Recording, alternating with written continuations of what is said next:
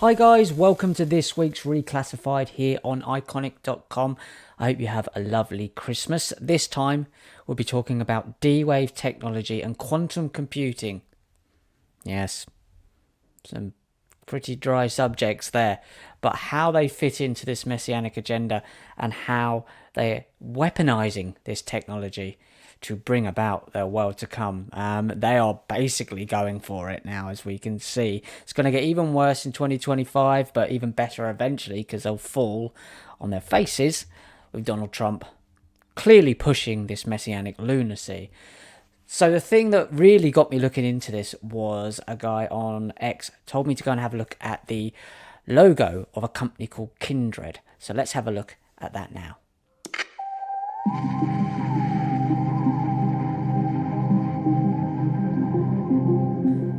So here you can see the logo of a company called Kindred. Kindred Spirits, obviously.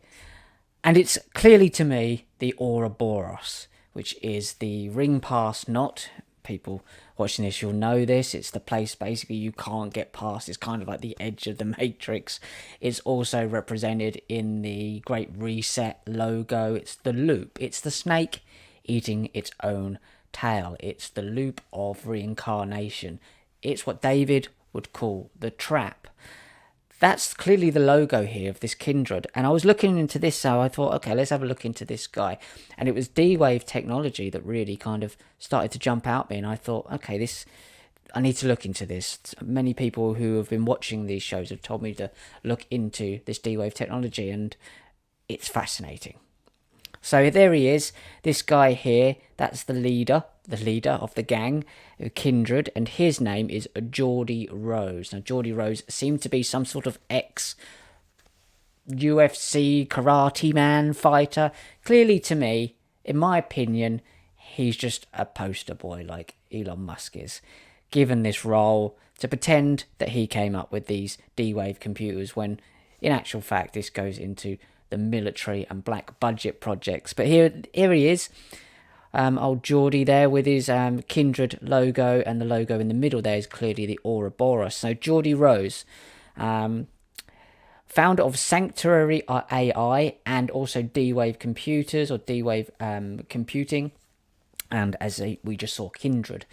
So this is what he says. And this is the mentality of the guy that wants to put these D-Wave computers, which we'll go into in a short while as to what they are. This is how this guy thinks. So I wonder how his computers will think. So companies replace the labour of people with machines. So they stop paying humans profit, collect inside the company. So the company just collects the profit. So what we have to do is have an automated tax. So the company gets taxed. The more of a corporation that's automated, the more money they pay to the government in tax. And then the government redistributes that money to everyone in the form of universal basic income. So you won't get paid for any part that you play in this or building the technology. You'll get a universal basic income based on the profits that this company or corporation makes, corpse, dead entity, using robots, and everyone will get a universal basic income, and we know what that means. That means you are attached to the cloud and you are judged on how compliant you are, so universal compliant income. And that's how you'll get it. It's the Chinese system. And this is the guy that's apparently the brains, he's not, I don't believe, behind the D-Wave computers. Again, another front guy, I believe. Geordie Rose, there he is on X, founder of D-Wave, Kindred and Sanctuary, 2 times national wrestling champion. So things just don't go together, do they? BJJ Brown Belt, inventor of the Molson Choke, which I think is just a joke that he invented his own finishing move.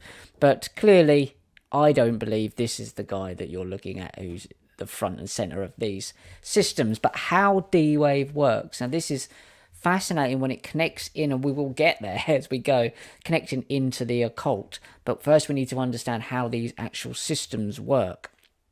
So, how D-Wave systems work. To speed computation, quantum computers tap directly into an unimaginably vast fabric of reality.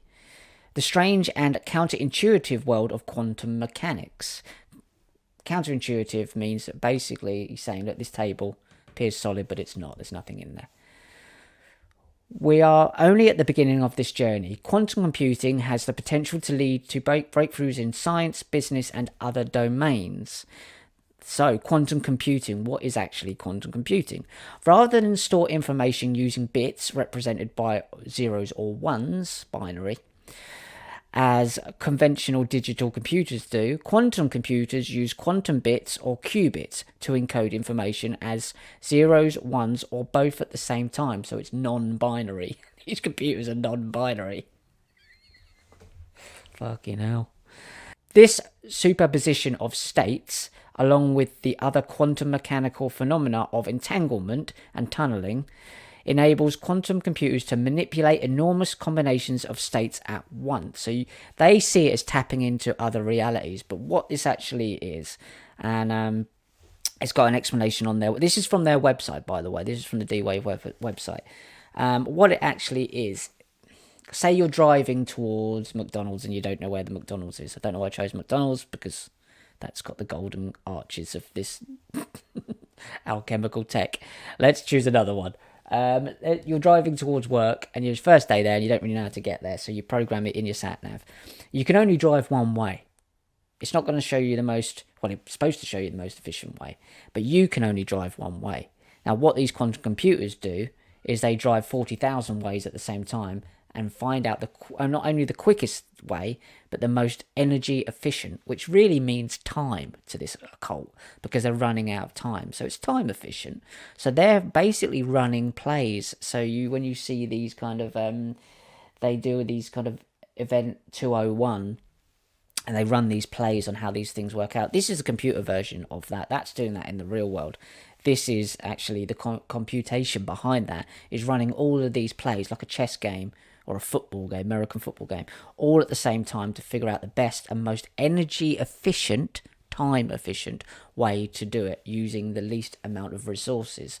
So this is basically what it does. It does that, whereas a standard computer can only do the one at a time. They can do it very fast, but these guys can do it, or these computers can do it multiple different things at a different time as well. So it's speeding up the process. If you've got an agenda that you want to complete and you've only got a certain amount of time to complete that agenda, you might want a quantum computer, D-Wave computer, to try and figure out the most energy efficient, time efficient way of achieving that ends. And that's basically what the internet is. You're feeding all this data into the computer. It's an input output, and it feeds the data around and it rolls it round. It's a cybernetic system of which we are all now part of.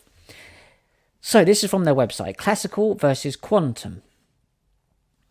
Classical algorithms seek the lowest value by placing the traveller at some point in the landscape and allowing the traveller to move based on local variations.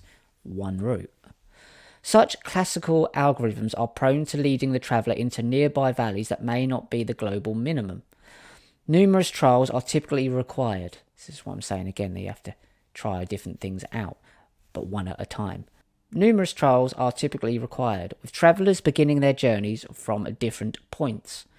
In contrast, quantum annealing begins with the traveller simultaneously occupying many coordinates thanks to the quantum phenomenon of superposition. Superposition, you're in more than one position, thousands of positions all at the same time.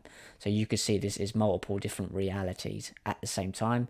Richard Willett is in 40,000 different realities. There's 40,000 different Richard Willets, and they're all trying different versions of it out, say on a computer game, using the same character. Hope that makes sense. Quantum tunneling allows the traveller to pass through hills rather than be forced to climb them, reducing the chance of becoming trapped in valleys that are not the global minimum. The global minimum means the minimum output.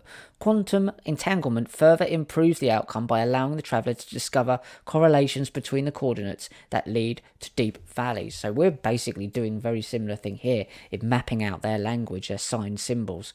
We are mapping out how they behave and how they communicate with each other.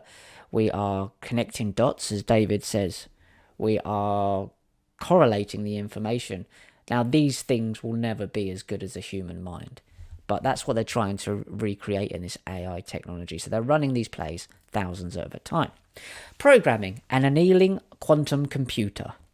If you fancy doing it at home, after Neighbours or something. To program an annealing quantum computer, a user maps a problem into a search for the lowest point in a vast landscape, corresponding to the best possible outcome. So that is the quickest way there and the most energy efficient. The quantum processing unit considers all of the possibilities simultaneously to determine the lowest energy required to form those relationships. The solutions are values that correspond to the optimal configurations of qubits found, or the lowest points in the energy landscape. Again, we hear all about this. This whole point of energy saving is nothing to do with saving the energy of the earth. It's actually getting them towards their new golden era or golden age of Saturn the quickest way possible. And if us pesky humans who haven't got that divine spark of the Kabbalah nonsense inside you that means whatever they decide it to mean, then you are in the way and have to be gotten rid of. It's the quickest path, and you might be in the way to their quickest path of their golden age. This is what it means. Energy efficient, the quickest way. That's what they're trying to work out, regardless of human nature and what we need and our own outcomes. This is their outcome. These values are returned to the user program over the network. With the ocean software development tools and hybrid solvers, the complexity of quantum programming is abstracted away so users can focus on the business problem at hand. You basically put your problem in there and it'll solve it in the most efficient way and quickest way. But if your agenda is to have a new world order with only hundreds of thousands of people who are of this divine spark living in a cube called Zion in the middle of Jerusalem, in a city called Zion, which is a cube, and then Solomon's temple where it's all broadcast from, then your outcome is not is pretty weird, and it's going to cause a lot of mayhem along the way. These people are using these computers to work this stuff out. Mental. So this is quantum computing. This is D-Wave's logo. And what you can see here is the Kabbalah element of it. Look at the colours in the logo. You've got blue, which is Shekinah and protective. You've got the teal blue there, which goes just over the gold, copper gold, the divine spark. And as we see in this image here, I pointed out last week, the eternal flame is all represented in the Statue of Liberty, which was once copper. It oxidized over time. They knew that was going to happen and turned this teal, like blue, which is Shekinah, looking over this Kabbalistic cult that's mainly now in Brooklyn, but obviously controls Israel, and it's all over the policies in Israel, has a massive impact on this messianic journey, and that's why Israel is doing what it's doing in the Middle East, because this is the outcome. They're running all of this through these D-Wave computers, and obviously you see there that the eternal flame is still gold, because they've kept it gold, because that's the divine spark in some special people that they decide are special people, depending on the rules and which Kabbalah they're following. Lady Diana, that was her flame. It was liberated. That's where she crashed into the 13th pillar. And John F. Kennedy, his flame was liberated, and that's obviously the eternal flame on his memorial. They are telling you that they liberated their flame. I think that's just a way for them to try and explain their madness to themselves and maybe live with some conscience. So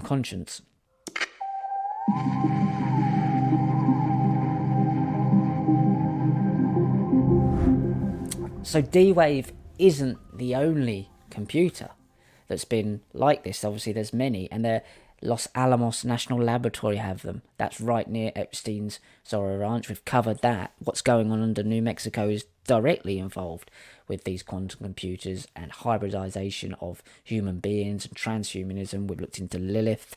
We've looked into them doing things like the Moonchild ritual. This is all connected, and these computers play a massive part of this, of kind of algorithmically finding the quickest and most energy efficient. You are the energy, we're the only ever free energy, us ever. Nothing gets made unless we physically make it, because we are free energy. The most energy efficient way for them to achieve this new world order. So small steps or giant leap. Assessing Google's quantum threat to Bitcoin. So that was the Bitcoin. They were just worried about their Bitcoin. But this is their quantum computer. And what was absolutely fascinating about this is when I started to look into it, is it works the same way, but it's a far more superior system by the looks of it to D-Wave. Maybe I'm wrong, but it seems to be that way. This was very, very recent. So this is only December the 19th. So a few days ago. Any major developments regarding quantum computing tend to cause a collective intake of breath among the crypto community. Google's latest announcement launching its quantum processor dubbed Willow, that's important, is no different. Not only does Willow feature double the number of qubits, or quantum qubits, the quantum equivalent of processing capacity in traditional computers, but Google has also managed to reduce the instability usually caused by adding more qubits. And this is really interesting. They've actually inverted the fact that the bigger this gets, the actually more accurate it gets, where you tend to kind of have entropy. Think of it as a corporation. The more people in the corporation, it might be a more powerful corporation, but there's more things that can go wrong within that corporation because there's more people. Therefore, Willow offers increased computational capacity relative to the number of additional qubits compared to other quantum machines. To put this into context, Willow takes around 5 minutes to execute, nice term, a task that would take a standard supercomputer 1 trillion years to process. That's a standard supercomputer. So this is Google Willow, and Elon Musk is wetting his pants about this, as he would. So the principle here is that they detect more errors at a time, the more qubits they have. So 1 error at a time, 17 qubits, 2 errors at a time, 49 qubits, and 3 errors at a time, 97 qubits. So they're getting better at fixing their own errors the bigger it gets. I hope that makes some sort of sense. But then this was absolutely fascinating, because obviously I look at these things and think, okay, they've named these things for a reason. That number possibly means something. That colour is there for a reason. You learn to kind of, and hopefully we're all learning this together, to read this. And then this was astonishing to me. So the high humble Willow, this is from the Chabad Lubavitch, remember, they're Lurianic Kabbalists, the guys that are close to all of these politicians, Putin, Zelensky, Netanyahu, Malay, Gabbard, RFK Jr. even, are all very closely aligned with these guys, and this is from their website. The high humble Willow. What is the nature of the Aravot, which means willow branches? They are taken together with other species during the first 6 days of Sukkot, and only on the last day is taken by itself, meriting a holiday of its own. The sages explain that 4 species represent the 4 different types of Jews. The etrog citron, which has both good taste and fragrance, represents one who possesses both Torah learning and mitzvot. The lulav, palm branch, which has a good taste, i.e. dates, but no fragrance, represents one who possesses Torah, learning but no mitzvot, to his credit. The hadizim, the myrtle twigs, which have fragrance but not a good taste, represent one who has mitzvot but no Torah learning. The aravot, which has neither taste nor fragrance, represents the one who lacks both Torah and mitzvot. See, the Torah is the learning and the mitzvot is the application of learning and all these weird things they have to do on a daily basis, the poor sods. You got to feel for them. So, but it was really fascinating there. So the Willow has a connection into the Lurianic Kabbalah to do with the quality of the being and how close they are to the spark being allowed out from within. So the next thing that really stood out for me was this. This was just aligned completely with D-Wave computing, completely with what they're doing. And you can see from this, they've based the D-Wave computing principle on this Willow character.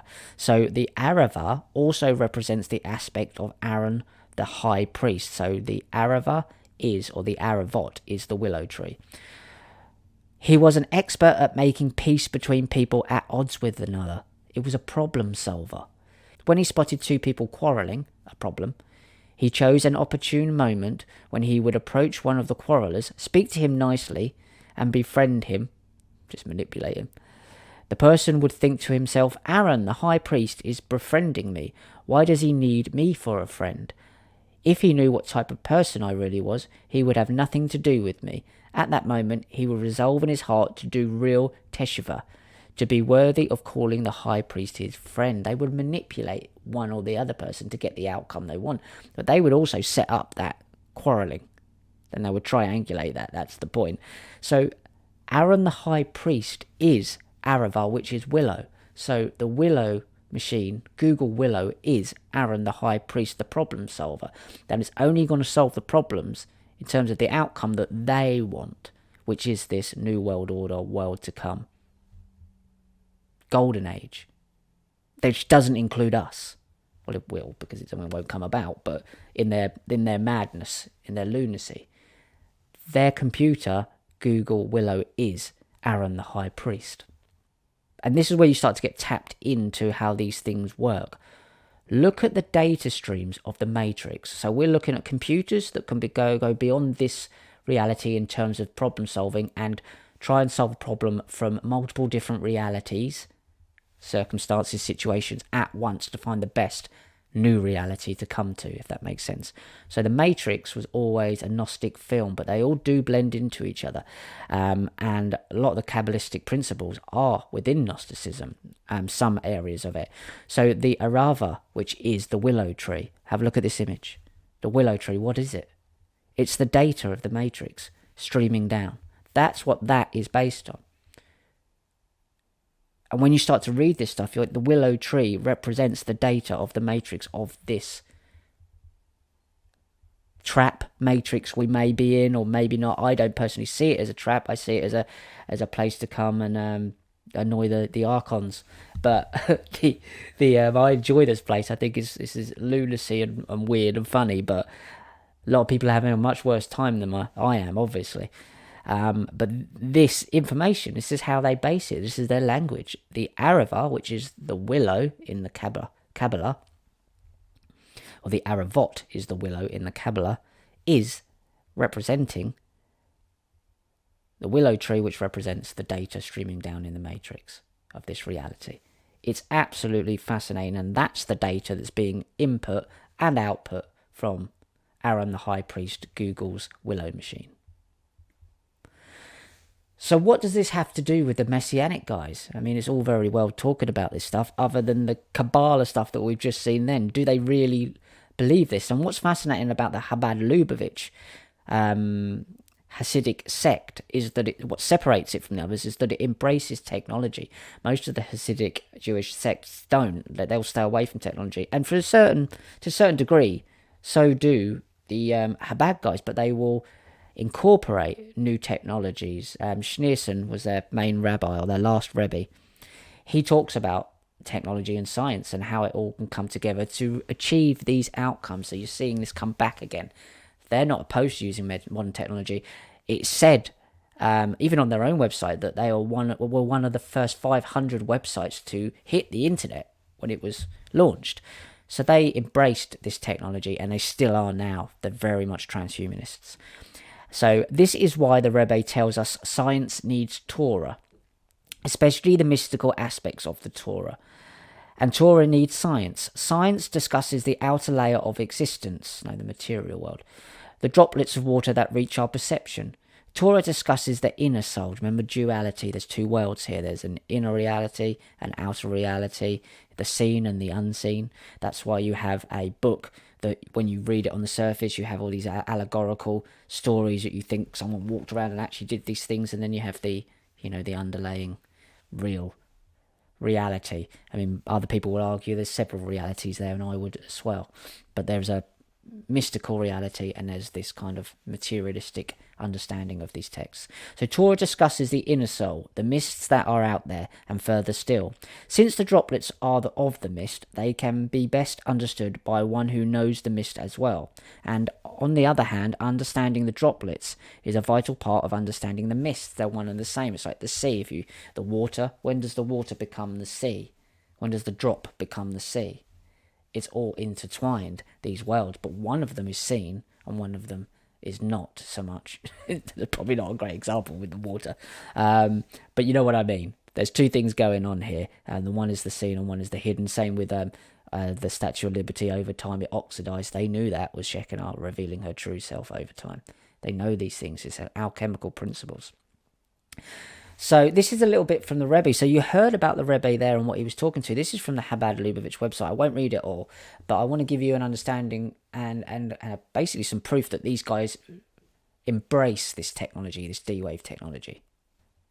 So already existing today are functioning quantum computers that exploit a strange paradoxical property called duality and utilize it to magnify processing power by incredible leaps and bounds. Remember, the whole thing, black and white squares of the Kabbalah, of these belief systems, are duality. The chosen ones and the not chosen ones, the line of Cain, which we were supposed to be in their belief system, and they're the line of Seth, which was the brother after Abel, who Cain slew, although that's an inversion as well, according to some other faiths, and you can see how it all just twists up. Duality means that before you observe a quantum, like an electron or a photon, it simultaneously has two opposites and contradictory properties. For example, spin up and spin down. The idea behind quantum computing is that instead of the either-or logic that require computers use, like normal computers use, computers use, quantum computers can use two or more superimposed states at the same time. That ramps up processing power dramatically with every qubit, i.e. every quantum in the processor. So look, superimposed. What is the flag of Israel? Some say it's the Seal of Solomon. I don't actually believe that's what it is. It's the Star of Remphan, some say as well. But look at the Star of Israel. Look what it is, the Star of David, apparently. It's two triangles superimposed on top of each other, two worlds superimposed on top of each other, so above as below, superimposed on top of each other. There's two things going on here. There seems to be a replacement theory of them replacing us completely because they believe they're of another species, and that's the wording that they use in the Tanya. Or there's a combination of the two, which is a hybridization of the two, but will only leave the genuine sparks to be human, and the rest would be human 2.0. Madness. D-Wave Systems, a leader in this field, has already tested 16 and 28 qubit processors, which have been brought up by Google and have already solved tricky image recognition problems that regular computers could not handle. Now D-Wave is testing its new supercomputer with a 128 qubit chip that will simultaneously hold 100 trillion bits of information compared to the number of atoms in the earth. This is, again, from the Chabad website. These are the things they're looking into. They fully embrace these principles and this technology to be able to bring about their world to come. They're not shying away from this stuff at all. So when you see the likes of Elon Musk wetting his pants over Google Willow, who's the high priest, Aaron, that's why. That's why. And then when you look on the Google Willow logo, it's the willow tree, which is the data, the green type data you see in the matrix streaming down. That's exactly what it is. They're telling you, you've just got to be able to read their languages. That's what this show is always about. It's about decoding their madness. I don't believe these things are true in certain worldly examples, but maybe they are. Maybe they do actually work. But these people definitely do. The Zohar says God looked into the Torah and created the world. Kabbalah teaches us that Torah is the blueprint of creation, so it is not surprising that we find a parallel to quantum duality in Judaism. Of course you do. Of course you do, because these computers were built on that principle. That's how they were built. But there is a truth to this. There clearly is a truth to this understanding of reality. They know how reality works. There is a truth to this. The outcomes that they want and what they're weaponizing it for is the issue. This information was available to all of us, and it's our birthright, not just a select few. They selected themselves. This is the Iron Soft. The first thing that comes to mind is the helipad at Zorro Ranch. My theory is that kind of represents Dante's Inferno and the 7 levels below, but you can see a correlation with this. and how many levels below. It's like the bark of a tree and telling you how old the tree is. It's also the ripple effect when you put a pebble in the water. It shows you how deep the water is. It's the same principle. So this is their iron soft, and this is their nomad. Their one being when it's together, and it says nothing else to it. Quantum leap. Google has proven we're living in a parallel universe with new, mind-bendingly powerful chip Willow, physicists theorize. Remember, this is only the 16th of December. This is up-to-date information. This is information that's only 5 or 6 days old. So I'm not talking about anything that's not, a long time ago and not come to pass. They have this Willow, Aaron the High Priest technology, or they say they do anyway, and they're using all the data streaming in the Willow branches from the internet that we're supplying, and they're basically running plays in real time. So they're reacting, this computer's reacting and giving them information on how to get to this new world order, this golden age in time, because they're running out of time. They believe that they have to get this done by 2240-ish, depending on what calendar they're working towards, or they've already out of time on the other calendar. And if they don't get it done, their god, Yahweh, who they really hate, because their god is iron soft, they hate the god Yahweh, but they bend the knee to him because they're terrified of him. And Saturn, Kronos, and all of these other guys, which may well be the same thing. They're scared that they're going to get, destroyed in this as well if they don't get this done in time. So this is why they're using D-Wave, quantum computers, and this Willow computer, Aaron the High Priest. So these are the 4 elements of Chabad. Now, this is proof that they talk about different aspects of the soul. These are different realities. See these as different realities. So the worlds of Asaya, that means action. They've got formation, creation, and emanation. And 4 souls of Nefesh, fleshly, earth, soul. And then they have emotion, water, and soul. And intellect, air, and soul. And Chaya, spiritual, fire, and soul. They roughly map onto the familiar matrix of the body, heart, mind, and spirit. They basically see you as everything is done with the same pattern. So all of these different things are seen as worlds within you. So here is kind of my explanation of this. I've tried to get my head around it. So it starts off with the emanation, the iron soft that we've just seen. Remember, that's world 1. That's reality 1. Think of these as 4 different realities. And that's the total quantum defined reality of everything. The iron soft. But it's not totally defined because it can't be defined because there's nothing outside it to define it because it's the source of everything. Then the next stage is the world of creation. And it's one of the possibilities, if you're running the plays on the D-Wave, it's one of the possibilities and it's the chosen outcome. So you pick that agenda that you want. They want this world to come, this new world order, this golden age. So they've picked a reality. They've programmed that in the computer. There's the outcome that they want. And then the next one is the world of formation. It is when this possibility is measured, formation. So then they run the plays. How are we going to get to this different idea, this different outcome? And that's the world of formation. It's forming an idea. And then there's action. You put that into action. So it's the process of an idea. You have you, then you have your world of creation, what you want the world to be, what the outcome of your actions you want to be. And then you formulate a plan, the world of formation, and then you take action on that plan. That's exactly what they're saying there. And that's how it correlates to these computers, but they're able to run this process hundreds of thousands of times with only thing that's not changing is the world of creation, the one possibility and the one outcome that they actually want. And this is how it works. That's based on the Kabbalistic principles.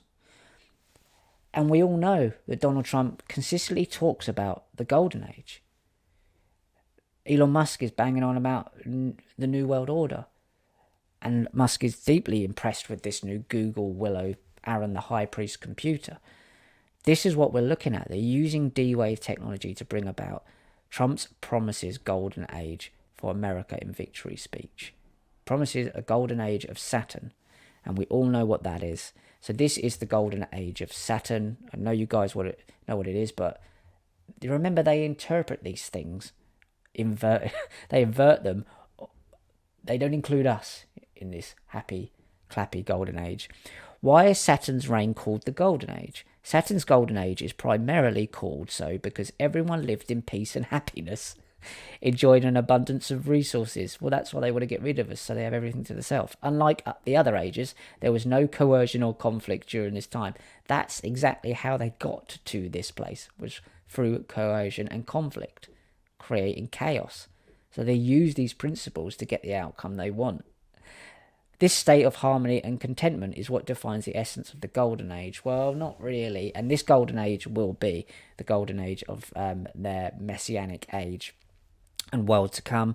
And we won't have a place in that because you won't be able to get through the 12 gates of Solomon's Temple and the big white cube that may have been switched with the black cube of Nod by then. And we see these symbols absolutely everywhere.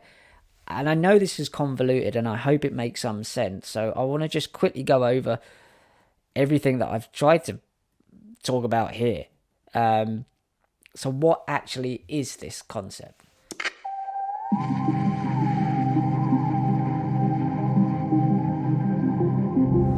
So the concept is, in as simple as I can understand it and say it, is they have an outcome. Their outcome is the Golden Age of Saturn, the New World Order, or world to come. Names for the same thing. They're running out of time, Kronos. They're terrified of Kronos, which is Saturn.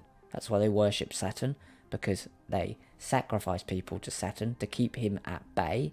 That's the whole point, Michael Bay. They keep him at bay by sacrificing to Saturn. They don't like Saturn, they don't like Yahweh, but they're terrified of death because the only thing they can't control is time. That's why my great-great-grandfather, William Willett, came up with the concept of daylight saving time. There's a whole esoteric notion about that and why Trump wants to get rid of that now, because it's messing with their algorithms of their computer.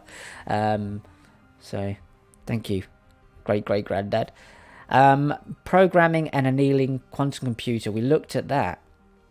So basically, they want to take this golden age outcome that they want to get to. They're going to use these quantum computers and Willow, D-Wave, to be able to run plays, hundreds of thousands of them at the time, using the data that we're providing for them into the internet to find out the best outcome for every move they make. So say they're playing chess, as they are in their lunatic mind. They will be computing the best move to make, considering that outcome. And with every change that the other side makes, that we make, because we're giving them the information, they move again. But they are responding to us. So it's a little bit like how you grow mushrooms. You feed them shit and keep them in the dark. If you put a load of nonsense in there, they can only react from that.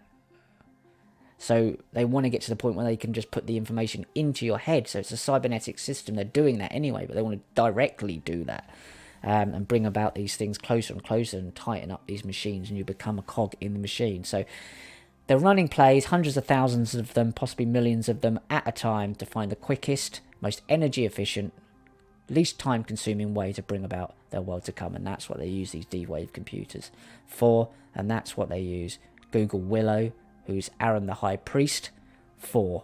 And Willow is the data. The willow tree branches the data falling down on the matrix. And that's basically what it is you're looking at there. So when you learn to read this stuff and look into this stuff, you see it everywhere. It's so blooming obvious.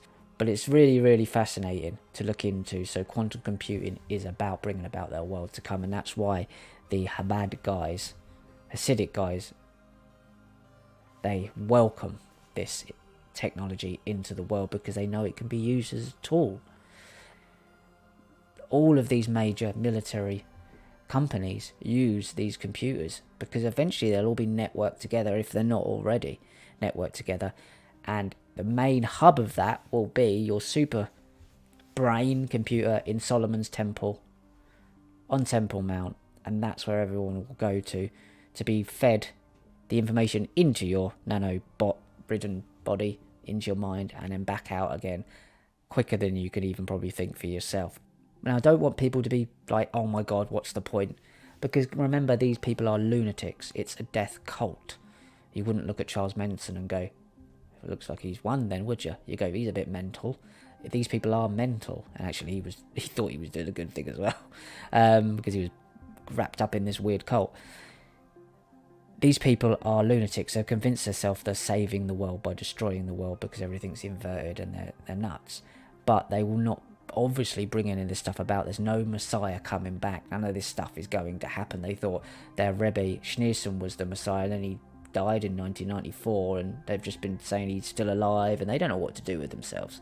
So these aren't revelations. These aren't prophecies. This is an agenda being played out over a long period of time. Whether it was written that way originally, that's up to you to decide, but they're certainly using them, and using all of these old alchemical principles and mystery school techniques that are mostly seen in the Kabbalah, in the Lurianic Kabbalah especially, and the Talmud and the Zohar, of the way of bringing these things about. It's all equations. So I wouldn't worry in terms of them actually bringing this stuff about. There's no cube going to come down from the sky unless they project it. But they are hurting a lot of people, obviously killing hundreds of thousands of people in the Middle East and around the world for these ridiculous, lunatic outcomes. And the only thing this D-Wave computer can turn around and say, that's not an outcome you're ever going to get to. Because it's not. But they're willing to hurt a lot of people along the way. That's why this information is very important. And they know now, the top levels of this, which are the black nobility families more than likely, that are possibly talking to off-world entities or entities in another bloody part of the D-Wave computer, they know that people are waking up to this stuff. Time's running out. Not for us, for them. And I hope that this year, 2025, the guys following Donald Trump will actually start to realise that he's a major stooge for all of this stuff, and he always has been. And that will become apparent. The truth always comes out. Eventually, they always prove us right. So look out for these D-Wave computers. Anyone going on about them that they're a wonderful thing, they could be, but they're not going to be used that way by these bunch of lunatics. I hope you enjoyed that, so stick around for the interview that's coming up now. It's a fascinating look into the satanic underworld of what happens to some of these guys that are brought up in these very kind of wealthy, well-to-do families, and all the satanic weirdness that goes into this cult and is held over them. And it's a fantastic interview, and it's coming up now. But remember to do your own research, come to your own conclusions, and I will see you other side of Christmas. And take care. Goodbye.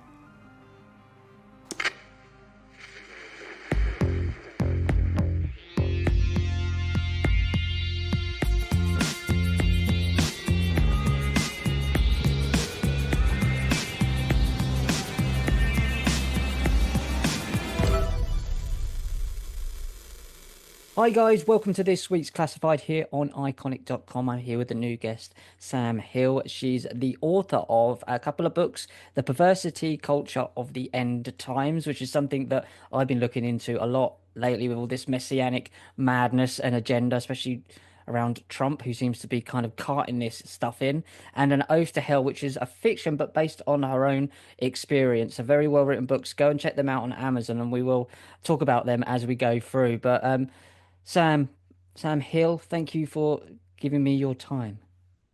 Yeah, it's great to be here. I'm a great admirer of what David brought into fruition with Jimmy Savile and everything, because that gave a lot of people like me the first step into having our voices heard. And I read that, long before it really broke. Then I had the opportunity with the work I did with child abuse to talk to Susan Lindau in America and break it to America, basically, because they had no idea about royal involvement with being friends, and Savile being a marital guidance person for the family, and all this was a shock to them. So yeah, I felt heard, and I have to say thank you for that. It's so strange that people still to this day, even however long it's been, 2 decades since it's really come out nearly, that they still deny that, or just look the other way. They won't exactly deny it. They'll just go, that's interesting, and what's over here? And it's even with the Ghislaine Maxwell and Jeffrey Epstein connection to the royal family there, and obviously what I was talking about last week's show with the Epstein stuff and the underground stuff, the whole occult rituals, possibly the Rosemary's Baby Moonchild stuff, which we'll get into, which I know is when you commented on there that something similar may have happened to yourself. So, without going into too much detail that you don't feel comfortable with, what happened to you as a child of the age of around about 12, I believe? Yes, yes. My grandparents moved to a more wealthy neighborhood. I'd been born into a family, very young parents, hadn't planned me. They were happy together, but I was just not wanted. But in those days, we used to just play outside on our bikes. I used to ride horses. I had a what was like almost like an Enid Blyton childhood, but unfortunately with a bit of the Jilly Cooper strange stuff mixed in because as I said, I got to know people more in an upper level of society at that point. So I used to go there every weekend where my grandparents lived, and I was climbing up a tree, that cherry tree in the front garden, and this guy walked by, said he'd help push me up. He got to know me. He knew everybody in the neighbourhood. He knew my friends at the local school a few miles away down the hill in quite a remote village. He knew everybody who was anybody, and the neighbours that my grandparents had were GPs, and they all knew him as well. Um, they began to organise children's parties that they wanted me to be a helper at. To be fair, I don't think my parents were hugely involved. I mean, just being young parents, busy working a lot. They did say that was some of it was a bit strange having, I mean, a birthday party with helpers, and the children were like toddlers and things. Yeah. And yeah, they wanted, did I need any help with one of my birthday parties, that sort of thing, because one of the guys, one of the brothers, did magic shows, magic, and I wonder, you've heard about the magic circle and things like that. I wonder how far it went with that, but as I discovered, they were friends with a local politician. He's had various rumours going his way as well that I discovered as time went on. But these parties were quite strange. There was abuse that took place. Guys at the top of the stairs were exposing themselves. One of the doctors was at the party, gave me a big glass of wine to drink afterwards. After I saw what I saw at the top of the stairs. So I tend to find with the things I've done with abuse and uncovering it for other people that there's so often a doctor involved or doctors involved. Led me to understand the medical mafia, which has kind of exploded now with the state and the way that the state works generally, to silence people. Cogs going along, systemized things and systems that don't work for people. So this became an understanding that went alongside my understanding of the abuse. But right then, I wasn't really aware what was going on, and my parents were not supportive, didn't want to know, even though they knew at times what was going on. There was another party where sort of what I've come to know is must have been some sort of ritualized stuff went on, but thankfully I was only on the peripherals of it. They were going to take a load of us kids to another house to meet important people, we were told. But one of the guys must have formed, or who'd formed a sort of attachment to me, I think, had took me and another girl out and prevented us from going to this place, to this house. But before that happened, we were sort of in a dark room told to stare into mirrors. Two girls came down who were a younger age than the girl whose party it was, and they were just dressed in pants, and they were crawling along the floor, not talking. So I looked at one of the mothers and said, what's wrong with that? And she said, oh, they're all right, they're just fine. So, okay, it was beginning to dawn on me, even though I was sort of 11, 12, that things were not right. And I had no one really to talk to about it. Thankfully, I lived in a time where, I think living in a healthier time, that there wasn't this kind of oppression and perversion of things that we see now with the transing of everything in society. I could still see remnants of humour, culture, and things which I came to understand were really quite important to hang on to, like a training post in a way, just so that I could grow, so that I could think outside of my immediate environment. I was also in nature a lot, so that was healing, and I could ride for hours, and the horses at the stables, which I used to muck out, every weekend. Sometimes meeting up with a guy who I formed a relationship with, who lived in this neighbourhood. I say that was a lucky thing because I hear so many stories about people who are just treated, like a commodity. And I find that really horrific. I mean, I was treated like a commodity, but I had somebody to talk to, an emotional person. Them being from Eton, they wanted very much to bring in, they could school me, they could influence me. So I don't feel I had quite as bad as some people did. But it certainly, when I became older, it became a problem for both him, the person I was seeing, his wife, my family, his brother, all the external people involved.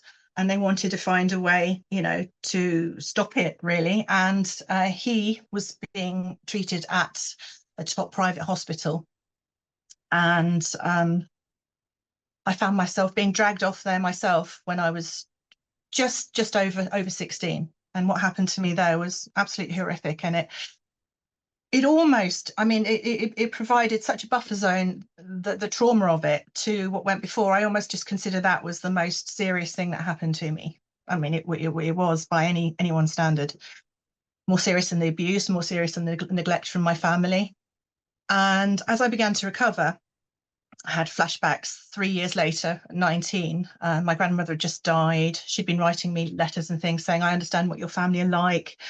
Your mum, she said she wanted to get rid of you to any man when you were only like 15, 16.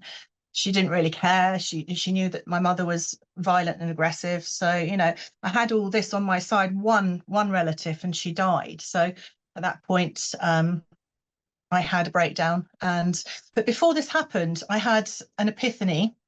It was actually, funnily enough, the same time I think that David had his. It was 1990, around Easter, and I'd gone out in my car, long drives back to the village where I used to live because I was having flashbacks. Parked my car in a field, feeling panicky, feeling just really, really, because it was all coming back to me.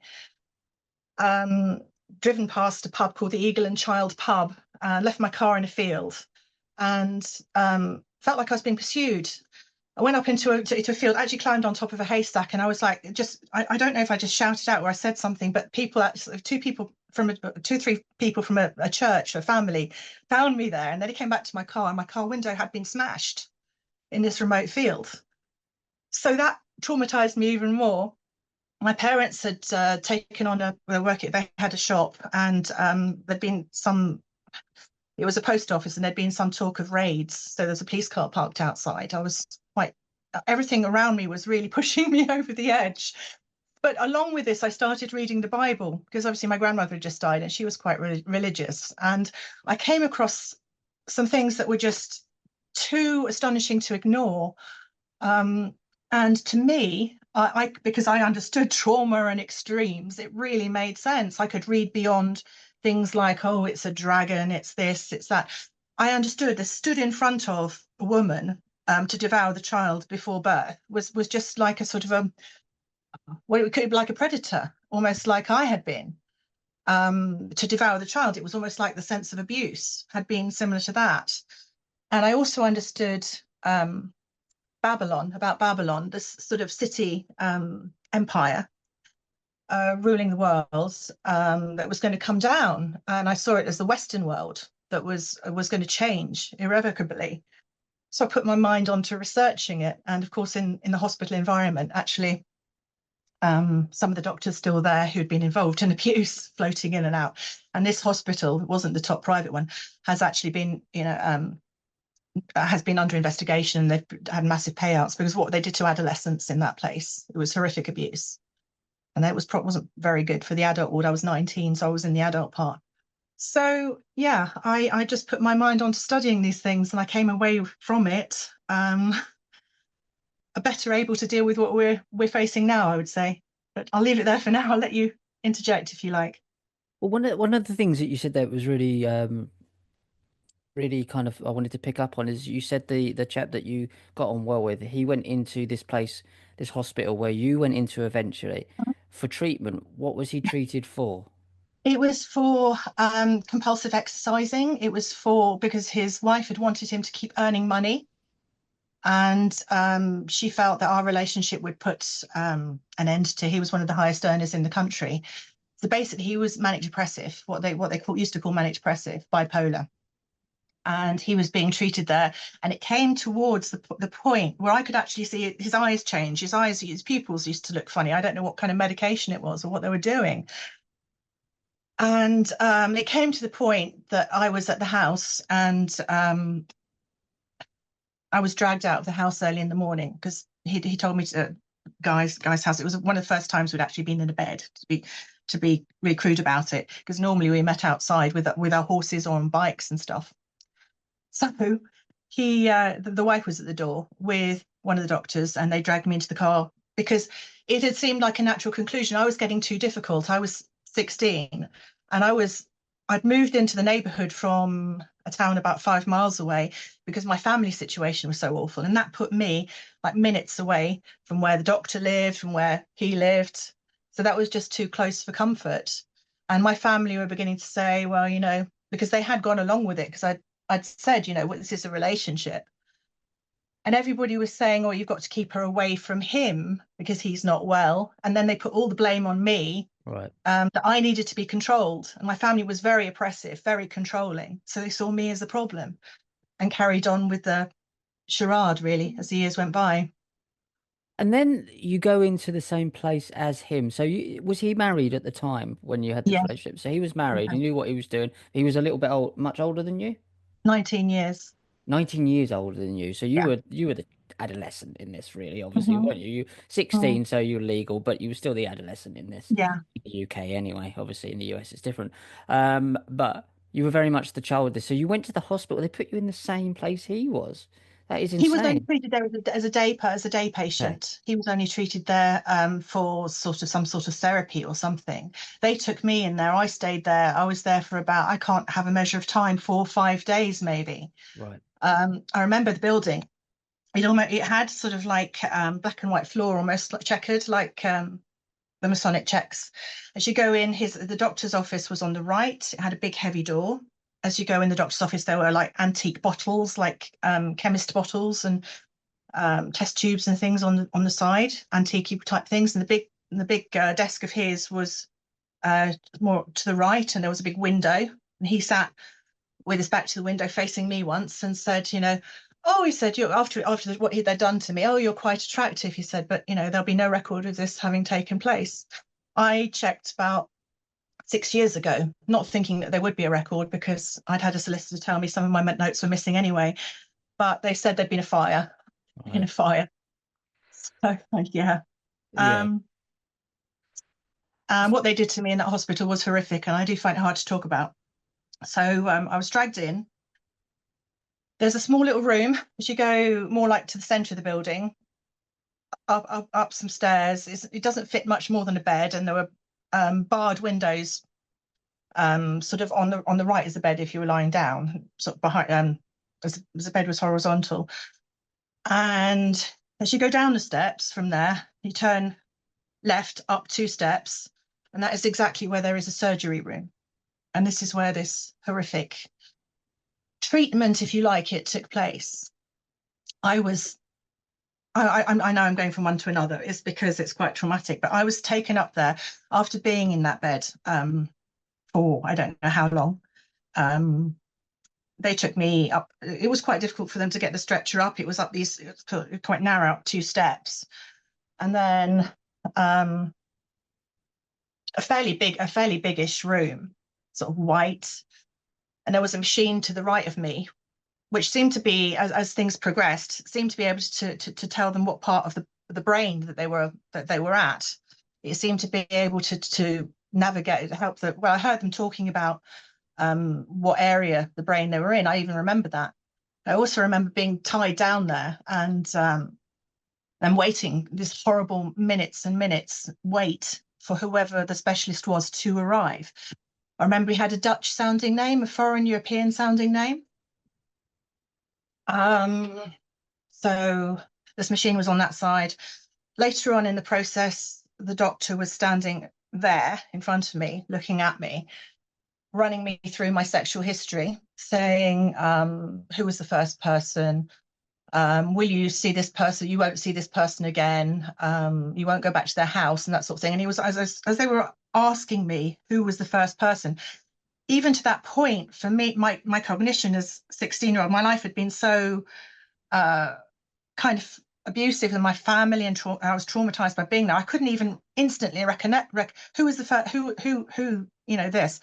So if I didn't answer, they would administer pain. Now that was Right. shocking, shocking.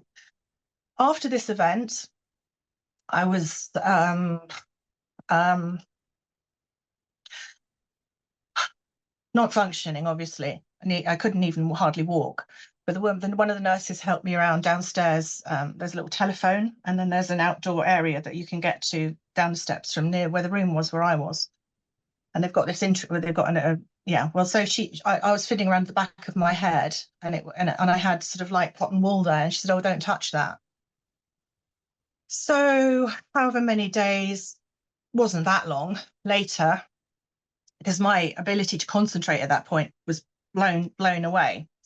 I wasn't able. One of the things that they had in their advantage in doing this, that I wouldn't preventing me from testifying, which was something that they were concerned about, because it was not just a small. There were more people involved in the network, and who only knows exactly how high it went. I And so, subsequently. so when I just want to jump in this, when you Mm, talk about testifying, it's not necessarily against the chap that you were in a relationship with. You yeah, mean in everything that you told him? Is that what you're saying? in the others involved in the network as Yeah. well. Yeah, indeed. So the ability to concentrate was just blown away. If I could remember some of the trauma that happened, it would just be a flash and then it would go. But as years progressed, and I was only 16 when it happened, obviously your brain isn't even fully developed then. I was beginning to hold on to the memory of things for longer. And if guys said to me, "Oh, I'm going out with someone, oh, what's your first experiences and things?" I thought, "Oh my God, I sort of remember something." And then I'd just go a little bit, oh, and then it was coming back. So um, I tried later on to go to the police, and of course they're completely negligent. And yeah, I met the abuser later, actually, in the hospital that I mentioned that I went to when I was 19. He tried to take an overdose. His marriage had come to an end. It had just finally reached an end, which it should have done a long time ago. And his doctor friend had said, "Go to this hospital." And he told me he thought it was because he knew I was there, and that he sort of almost wanted us to get together. I don't know. I don't know whether it was that. But either way, we were together for a while, and I would just call him a handler, if you like. I feel now I had time to work through my feelings with him. I knew he was ill. I got mad with him. I didn't have cognition at first, because actually when I was in hospital, I was on such huge amounts of medication, and I was very, very vulnerable. I was on chlorpromazine, stelazine, which is what they actually use, a little blue pill they used to use in Russia. In Soviet Russia, the medication they used to use back then was horrific. So I was really, really, really over medicated, which the hospital is known for. So he took advantage of that, and I had nowhere to live. So for a while we were together, and said, when it began to um, be difficult for him, because I was talking about the past and things, he would just tell the doctors, "Oh, she's crazy, she's this." So he had a perfect situation to sort of put a triangle over the situation where I would be easily dismissed, and my family and everyone, of course, were very happy with it. So I look back on it now and I say he was a handler, Yeah. and parents gave me to him in a way, get rid of the problem as well. So I can see that happening. I've seen these similar themes where the person is kind of brought in as the savior, but it's quite clear when you look back on it from a distance that that person who was supposed to be the savior is the one that's just keeping an eye on them. So, do you think that when you were younger and he was there with you, although they said he was ill, he was basically saying there to maybe on a fact-finding mission in terms of what does she know, and then later on it was what is she talking about type thing? the other brother was, now this is horrible, because the other brother was religious, and I find him more deviant and horrible than the one I was really involved with. I was involved with them both a little bit, but mostly the religious one. I used to visit a couple of times a year, 2, 3 times a year. and used to go cycling because I used to go to the stables like 2 or 3 miles away from their house. And he was, I said, was a cycling fanatic. He was an exercise fanatic. So he'd come and visit me. And the brother used to say, "Yeah, what do your friends think of you at school?" He said, "Oh, my friends at school used to think I was a namby-pamby." He said, I remember his words, namby-pamby. And he said, "Well, what do your friends think of you?" I don't know, maybe they think I'm a bit dappy, a bit soft, a bit quiet. I remember those words. And then he said, "Oh, okay." So yeah, he was gauging what people thought of me. But the other guy I was involved with, no, he would actually occasionally even cry and be very disturbed and sad and say, "You don't understand what I'm doing. You don't understand, it's wrong." And he would say, he'd say that he loved me and things like that. And you know, it was difficult. But then I had no sort of relationship with my family. I would be at the stables every weekend, had a little room at the front of the house. I'd never talked to them, hardly ever talked to them. It was the only outlet I had, for um I don't know, just for somebody who was interested in me, I suppose. Yeah. And it was, uh, so when you were younger, so you were around, and this is really interesting because I've never really looked into this area or covered this area of doctors being specifically involved with this. And it seems to be something that is actually really, really quite important, especially the scientific side, but actually just doctors. And this is a picture you sent to me, and it says it's spray paint on the back of the wall of the place that behind where you were abused as a 12-year-old. yeah, well, there was a party where these two girls came down and they said we were going to be taken somewhere else, and we were staring into mirrors. They also played this weird music on a tape recorder in the hallway, and it was some kind of chant about, not chant, some kind of song or prayer or chant about having money, having power. That's all I remember. I don't know anything more about it than that, but that was what this was on this tape recorder in the other room. And the staring into mirrors into a dark room, watching our faces change. Um, the fact that there'd be important people who we could meet. And I remember coming back on a trip from Bournemouth with my parents, driving past this area, saying, "Oh, yeah, I was going to be taken to meet important people." And my parents are going, "Oh my God, what?" They didn't really know everything then about how big it was. And I think, I don't know, I was always told by my mum that I had no rights and I was really horribly gaslit. And it was a horrible situation most of the time. But were they also out of their depth? I can only look back and wonder. Yeah, and it seems like a lot of money. So they, as going around these places, and obviously these houses aren't cheap to be covering people up in. So this said, Yeah. this graffiti, as I would say to the audience. Mhm. So it said, "To the Satan lovers, in the name of God, we condemn you to eternal goodness in heaven." So that seems to kind of like imply that the bad deeds they were doing would bring God closer. Is that what you would say? Yes, indeed. Indeed. I questioned the brother, the religious one. I said, "How can you do this when, you're supposed to be a Christian?" Then he talks about how God forgives and how it would bring God closer to forgive in order to forgive. It would draw attention in a way, bring him closer, magnify. So I don't know exactly what, but those were his words. And yeah, looking back, it's horrific. But he didn't like me looking in mirrors because they said during this thing staring into mirrors, they said, "Do every time you go past a mirror, look at a mirror, stare at the mirror." And I told him about that. We talked about it afterwards. He says, "No, don't do that. That's not good. Don't do that."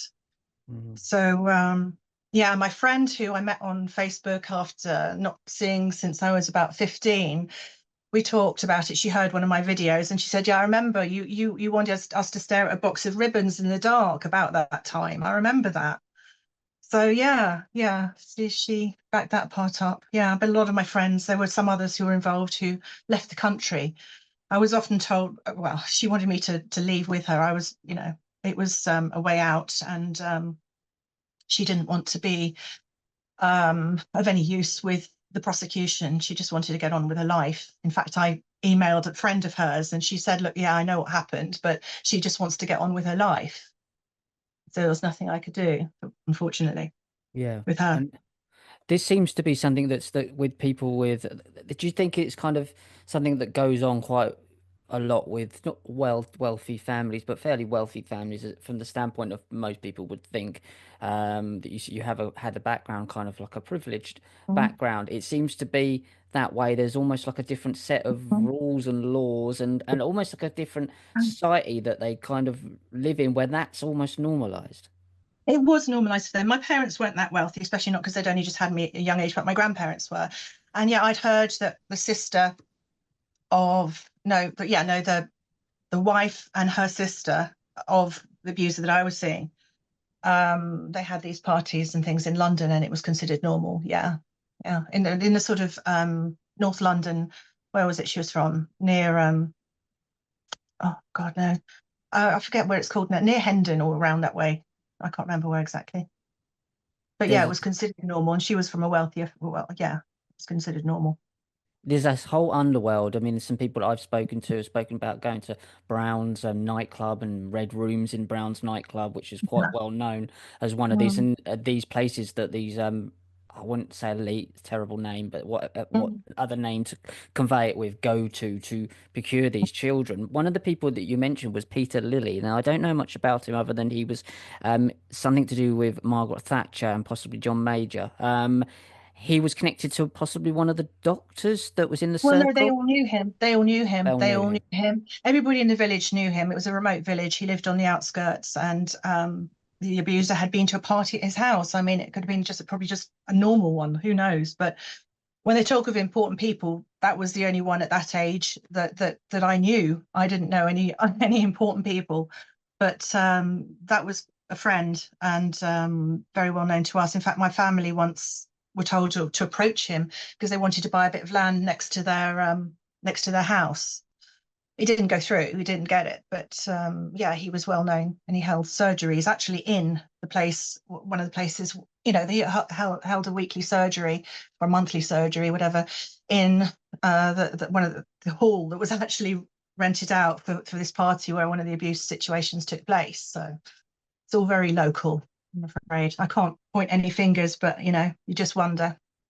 Well, you do wonder as well, yeah. Someone myself who spent a lot of time in and out of hospitals, Great Ormond Street for many, many years. You do wonder what's going on in these places, and obviously you're unfortunately going to attract devious people to these places. So you kind of seem to have like almost kind of skirted the edges of these things. It happened to you, but you managed to kind of get like a way, like almost they were testing you to see how far they could take you at a certain age, and then they did these horrific things to you at this place. Now you've got some Yeah, scarring behind your one of I your have. ears that proves I this. have. Yes, I have, and I had an expert on Twitter with radiology experience say that something has definitely happened. It looks like a gunshot wound. It looks like it shows up on the X-ray. I would take legal action, but of course, every time I've tried to take legal action, I've got nowhere. I haven't got enough behind me. In fact, once when I tried to take legal action in around 2000, I had head of Herts County Housing come along to my legal aid thing in Cambridge, and he um,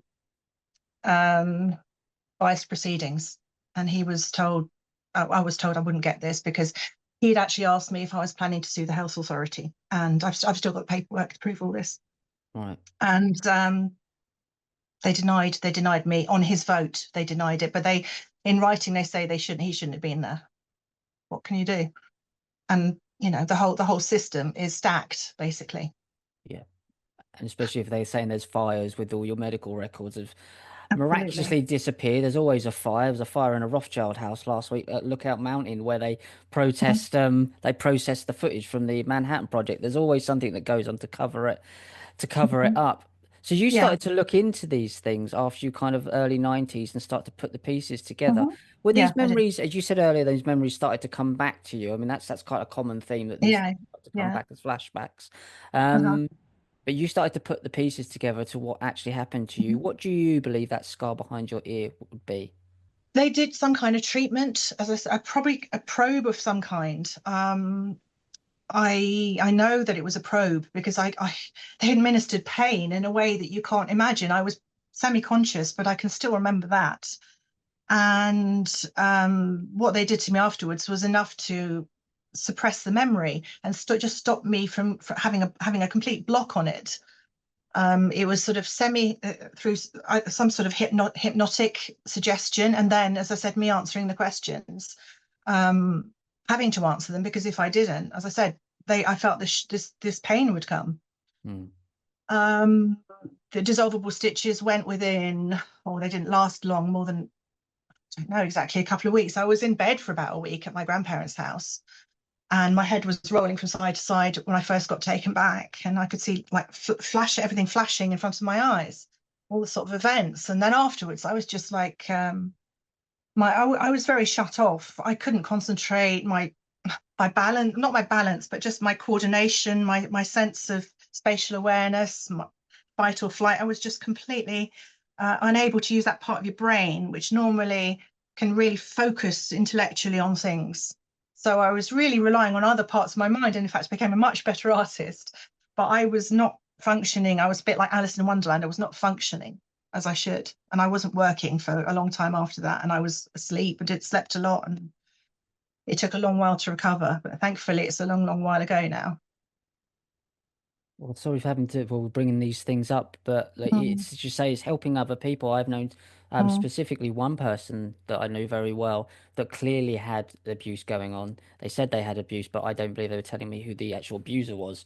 They were subliminally, but not outwardly.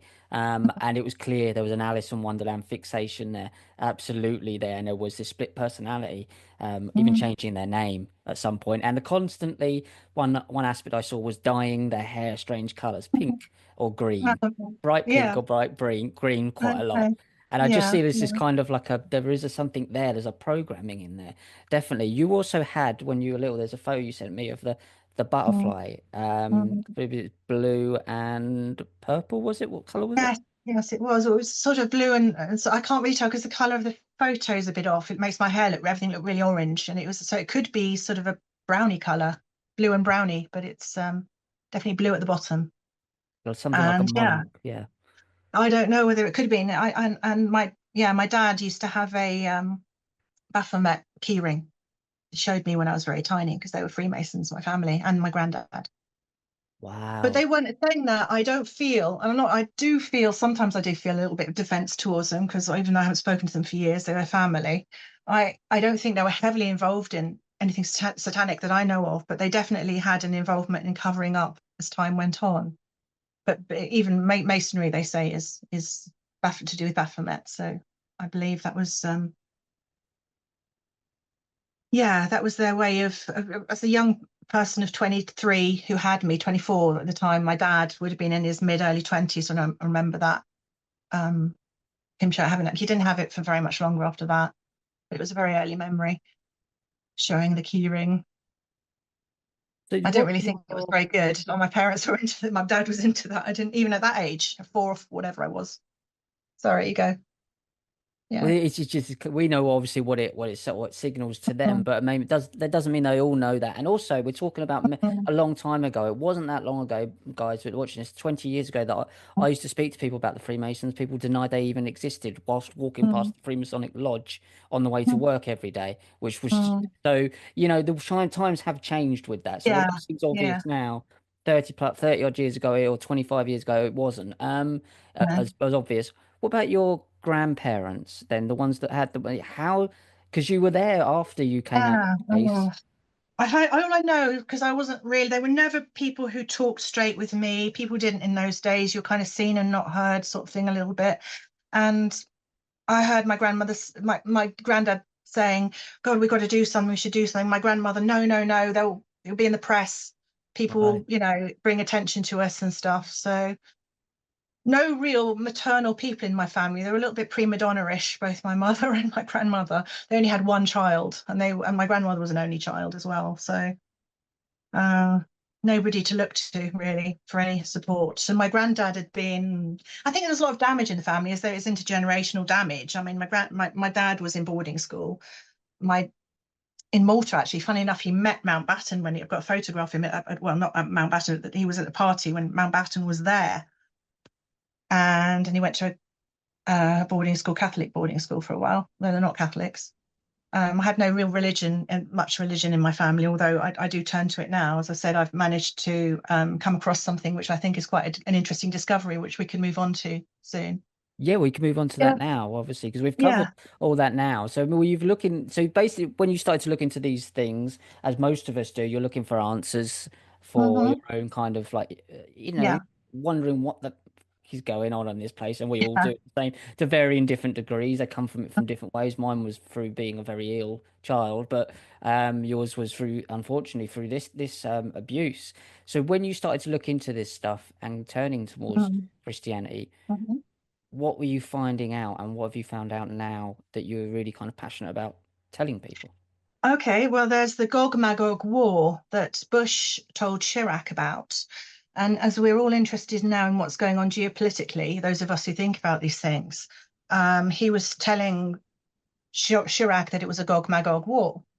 And that Gog and Magog are synonymous with London. They're the mascots, ancient mascots of London. So I had been looking at this, believe it or not, way ahead when I was 19, 20. I come across Gog and Magog and the connection to London because I had to do it in books then. We didn't have any internet. Yep. Um, Babylon the Great, America the Great, Great Britain. Um, what else? It's the prostituting of nations and people versus the woman. I think there's a big difference between that and the woman in the wilderness who the earth loved. That is just before she stood them down, stood the dragon down, in my belief, because it says nothing else other than the fact that that the dragon just went off. Then obviously a bit fed up, going to attack everybody else, which to me is the attack against Christendom, because it says all those who are believers who believe in the testimony of Jesus, the seed, that the dragon will go off and attack. Now, there's many ways to interpret the dragon. I've seen it written that the woman was given space from the dragon's presence. I've also read that it was connected to the dragon surveillance culture, so sort of a surveillance thing, safe from the dragon's surveillance or something in the wilderness.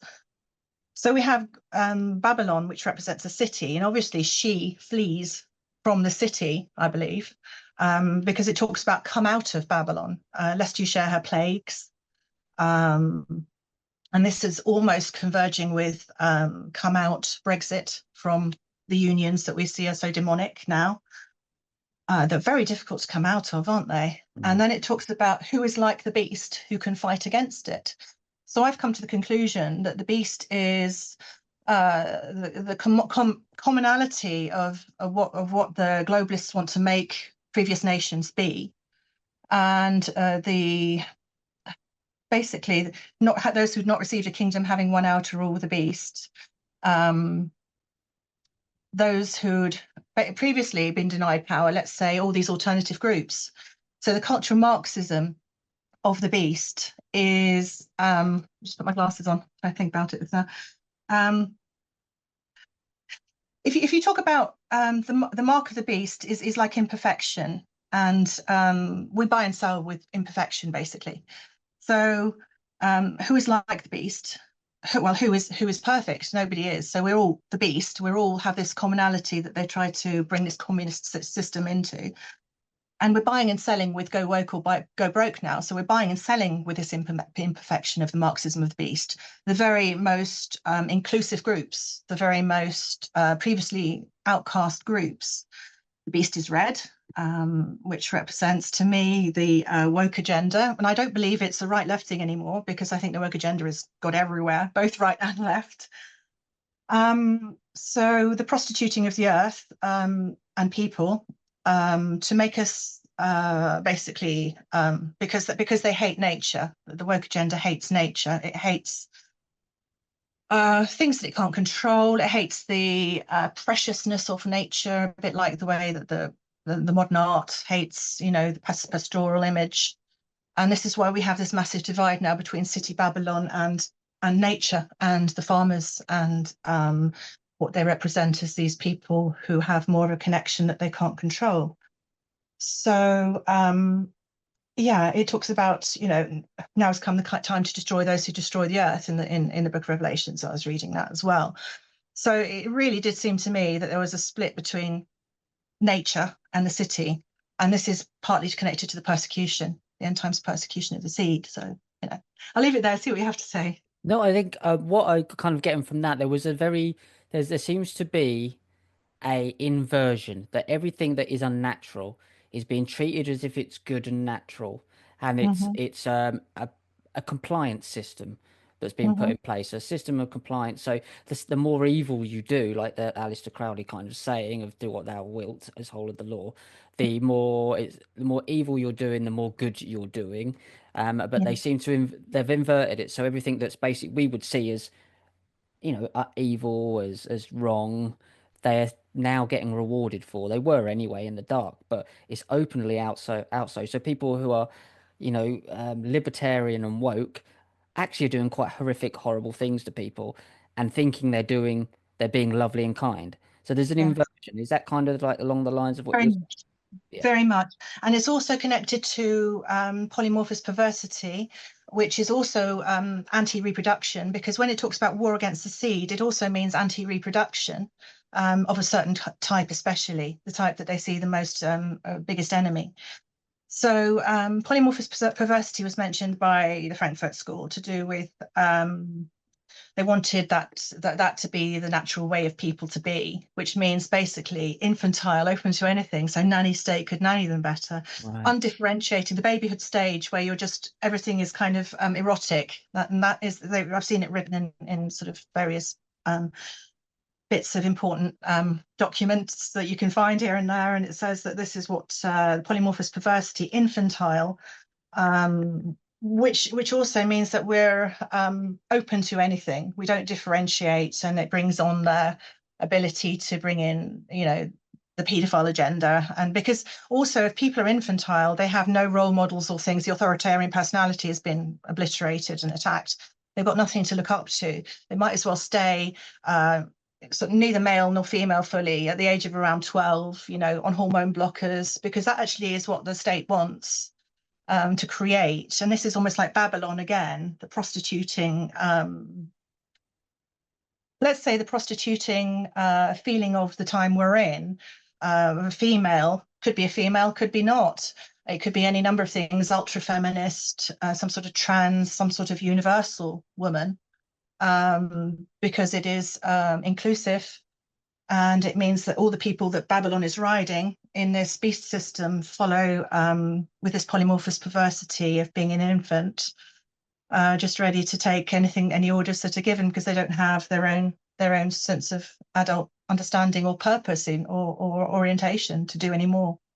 That makes so much sense. And it's also like the complete reverse, the complete extreme to what it was maybe 100 years ago when it was very authoritarian and you couldn't do anything you wanted to do. So people have what they're clever at doing is pulling from one extreme to the other. So now they've gone to the complete other extreme, which is what we would call perverse Satanism, basically out in the open. Whereas 100 years ago, you were basically fascist, scared to do anything. But they're both extremes. So what they've Yeah. done is just gone straight from one extreme to the other. So we've got idiots like Donald Trump or Joe Biden who are clearly not very bright people, but you're getting brainwashed into following someone who's clearly not very bright and putting Mm. them up on a pedestal in front of top above you when Yeah. any adult would go, he's a fucking idiot. Do Okay. you know what I mean? Yeah, So I does that make do. sense? There's that It kind of is. It does. infantilization of it all. Oh, it does. And also, they've taken away what I grew up with, which was maybe not ideal, but it was a case of you had archetypes of some sort that you could relate to. I Mm. think society's always needed archetypes of a kind, as long as you don't totally idolize them and worship them. You just want something that keeps you kind of thinking or it keeps your level of aspiration a little bit going. Um, but they've made them so perverse now. So people are really looking for, that you don't have a celebratory sensuality that you get in like the Carry On films. It was just a laugh. It was something that broke you into understanding an adult world in a gentle way. Mm. But now kids that are 12 or 13, they look at Eurovision, don't they? And it's in your face completely. And it makes people denatured and more muted, really, so that you can't flow and be sensual and be free in an environment because everything is so dangerous and spiky and strange. Yeah, They can't and even differentiate between what is extreme and what is not.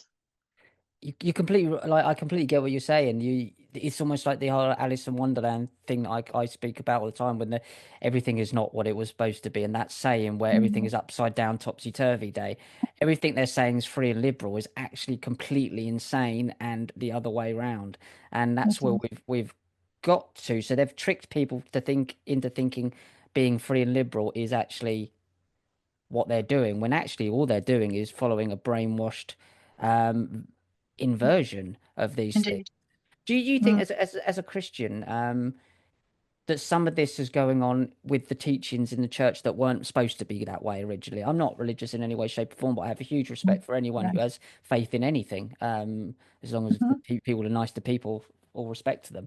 But do you think some of that's been perverted? Because there was the whole original sin thing, which is something I've never really kind of got with, Yeah. and it seems to be like the teachings have been perverted. Because on one hand, you're saying do unto others as you'd have them do unto you, which means Mm. perfectly, I would be totally agree with that, Mm. of course. Mhm. But then you're talking about the original sin at the same time, which wasn't even yours. So these things don't match. So No, they don't. is there But kind of supposed to be, is there a confusion on purpose with there or an inversion? well, it's been politicized. They feel um, that it's the sum of man, not the son of man. I think this is what people in the modern age are thinking of, and it's to do with the fact that really you're supposed to cross the road despite of difference, aren't you? You're not supposed to be governed by a law of identity being used as a tool to govern you with.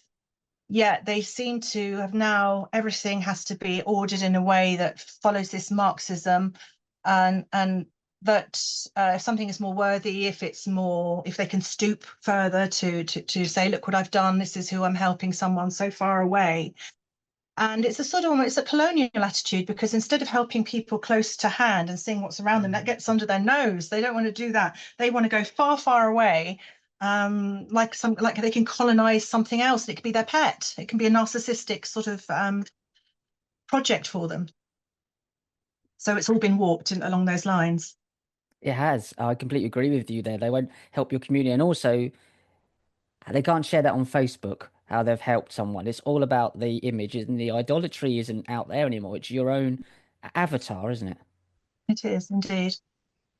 So yes, it's been completely warped. But I believe this is the end times, and that we are buying and selling with the mark of the beast now, with ESG, with the payback to Babylon, which is the decolonization that we're seeing now in the Western world. And I believe I felt long, long ago that we were the target. It says Babylon says, "I sit as queen, I'll never know mourning." And I think that applies to, at the moment, they're paying back, the reparations are coming to get us. They want to take from us. When in fact, the reparations for paying back Babylon should be to the upper tiers, to the elites. But they've given it away so that, oh, look, get those, colonial people who should be paying for slavery, those people who, Mm. we were suffering and, really in factories and terribly poor as well. Well, the world was becoming industrialized. They've given that away as a political scheme now, and we don't know what's coming because we are saying, "Here I am." We said, "As queen, we will never know mourning." But then again, you look at the royal aspects of Babylon, and you look at how everybody was knighted, all the paedophiles. It says Babylon. Some versions say mother of all perverts and prostitutes, because really, what's been going on with the royal aspects, with this agenda, this agenda, environmental agenda, and things that Charles, having been to a very radical school and all his, pet projects, is very involved in, is really coming into fruition. So the royal aspect of Babylon is really quite clear. So something to watch out for. I would say so. I think I picked up on in the biblical text was the lineage of Jacob and how Jacob's lineage would suffer the worst of the tribulations. Now, there's something I know you know about this. I would have thought British Israelism, where the British black nobility, the British and the US, and there's also New Zealand and the colonial places like New Zealand, Yeah. Canada, and Australia.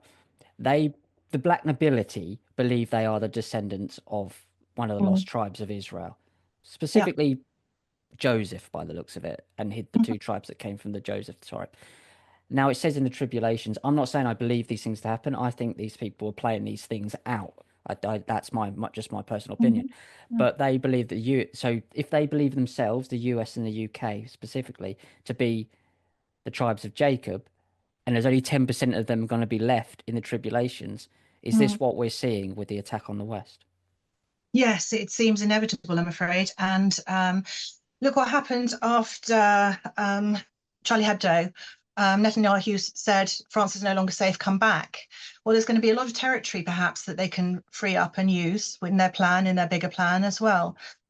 So that's quite a devastating thought. And then it talks about the final battle of Gog and Magog. It's call the four corners, of Gog and Magog up, which go almost like the Five Eyes, almost like the British speaking nations, Mm. for the Battle of Armageddon. So I believe that's involved as well. I think Gog and Magog point quite directly to us being involved in Britain, even if Bush hadn't said that to Chirac. And apparently, Bush's Skull and Bones names is Magog as well. If you can be found on the net anyway. I think I've heard that as well, so that makes total Yeah. sense as well. So the UK and the US clearly, for no logical reason, with the whole of the Mm. country pretty much shouting at them, telling them not to get involved and fund Ukraine or Israel, they're still going on it, and that would be the reason why they're trying to drag us in to their war. But these elites believe themselves to be that 10%, I would suggest. So the Armageddon thing's really interesting and terrifying, but interesting. The Islamic faith believe after the Medina is sacked in the Middle East, which is part of the Greater Israel project, will just come in there. Once that's sacked and the temple's built, that's the start of their Armageddon. How do you see this playing out there? Because they have this whole, I mean, Christians, not all of them believe the same thing, obviously, but you have the New Jerusalem, you have Zion coming down, but you also have different takes on that. There's other people that think that the black cube is Nod or Saturn, and that's going to rise up. And Mhm. so, what do you think that Mhm. they have planned for the end? I mean, there's this kind of like there's two things going on. There's one where you believe that it's actually prophecy and it's going to happen, and there's one Mhm. that you would others believe that this human beings making this happen. But Mhm. it's Mhm. certainly leading that way, isn't it? Yeah, I try to not look at the so much Israel-centric view because I believed quite early on that the woman clothed in the sun represented Europe, and of course the 12 stars are coming in, knocked to the earth. Um, it could represent the Brexit or our attempt to come out of what was going on. Um, I believe then that this war against us now is the real persecution. They would say, oh, it's persecution of Israel, I expect. I think a lot of people have said that. So I put it quite central to us as well. But I would say, obviously, this project that's going to go on in Israel is I believe there's going to be a callback, another callback, like they did after Hebdo. I do believe that we will find some kind of we will be able to overcome it if that's of any hope. I haven't the potential to work out exactly how that manifests, other than the fact that this time is short, that they know their time is short. I think you said something about they think it's all over for the elites if they don't get this done Yeah. very soon anyway. So if we can hang on, we may just get back there. I think this devilish stuff against farmers is just unbelievable. Well, it's not unbelievable. I've made videos about this 13 years ago talking about farmers and how it's going to happen. I've been very connected to farmers most of my life, but the connection to the land, do everything that they are trying to stop us doing, connect with everything they try and stop, the innate qualities that we have, the connection to the land, anything that they think is they're going targeting, try and build up more in yourself. Because I do believe actually, like what happened to David and what happened to myself, if I can put myself in that category to some degree, we have the ability to break through to a higher dimension, and we do have that is our hope. It really is. You may not believe in that traditional biblical God, but the ability of knowledge and sense to triumph over this. We don't fully understand the nature of what's going on here, but I think some of us can harness the power in nature. I mean, both of these. I think once you have this epiphany, it's often in nature. Um, and they are trying very very hard to control and own everything, the air, the water, but to understand that this is a persecution, that for me it helps. It may not help everybody. Um, where is the way out of this? It says, "Who is like the beast who can fight against it?" That is the question. We are their beast in a way. We are, not supposed to differentiate. And if we do, they'll look us up, if we can work it out. So who is like the beast who can fight against it? Would it mean that almost feels like you're going to have to take on some of their traits to defeat them in a little way, doesn't it? That seemed, yeah, like a conundrum. It's a real thing to think about, isn't it? That one. It really got me thinking many times. It really Yeah, does. man's And it's this number. kind of almost taking like the Carl Jung thing, doing the shadow work, taking yourself to a level, but you have that human, they haven't got that human connection anymore. They've snapped No. that or broke that. Mm. Mm. Um, it's just a difficult thing because they're evil and they've got no, like they have the cremation of care, they've got no conscience Oh, at the yeah. top level. Hmm. I'm not talking about further down, I'm talking at your black No. nobility level, Yeah. Hmm. power nobility. They Mm. don't care about the outcomes in that sense, whereas we care about our lives. Is it because we've been made to fear them through this stuff? And I sometimes feel like I'm contributing to putting them across as if there's something to fear, when actually quite clearly they're terrified of Yeah. us because they wouldn't do these things. They No, wouldn't want indeed. to need to control us if they weren't afraid of us. So Yeah. there's Yes, clearly indeed. a point of fear that comes from them. So is there a Hmm. way of us kind of re-engineering this to show that actually these are only a few thousand people and they're actually Yeah. terrified? The Wizard of Oz, Osiris Yeah. behind the curtain. Yeah. That's who it is, isn't it? Well, in the book of Revelations, it does say that the beast will hate Babylon, the rider, and it will consume her and bring her down. So if you take it to mean this beast is just our commonality of people who have it's been oppressed and ridden by, then that is set to happen. But that would also mean the destruction of a great deal of how whoa, was there ever such a great city, this great immense civilization that would have to come down with it. You see how low we'd have to get it, bring it down Mm. to start again. And that's what they want to do. And I've been writing a piece actually went out before. One of the reclassifieds that I've done is about how they want to switch over sides at the end. Is a game called Agio or Agio, I think it's Agio, which is an earlier version of checkers, and Hmm. basically the only outcome is for the light to win, the white side to win. But at the Yeah. very end, the black side tries to swap out, and it seems to be like exactly what they're going to try and do, or they're going to actually try and trick at the end, almost take you to the Mm. edge of the cliff with an arm around you and then push you off. And that feels like it's kind of Pied Piper in people that way, and that's what worries me as a Christian Yeah. yourself. And I'll end it here.